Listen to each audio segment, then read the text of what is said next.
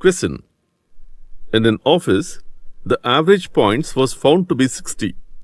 For detecting points for computational errors, the points for the 24 employees had to be changed from 70 to 60 each.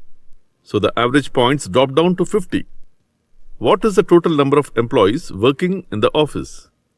Options are Option A, 32, Option B, 21, Option C, 24, Option D, 35, and Option E, none of these.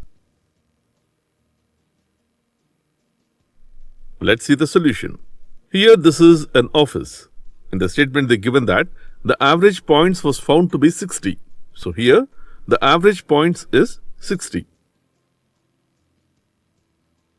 In the next statement they given, for detecting points for computational errors, the points for the 24 employees had to be changed from 70 to 60 each. So the average points dropped down to 50. So here for making computational errors, the points are detected for the 24 employees had to be changed from 70 to 60 each. And also in the statement they given that the average points dropped down to 50. So here after dropping, the average points are 50. Now in the question they are asking the total number of employees working in the office.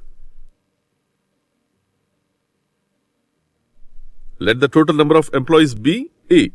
So here 60 into A minus 24 into 10, that equal to 50 into A. That is 10A is equal to 240. So A is equal to 24.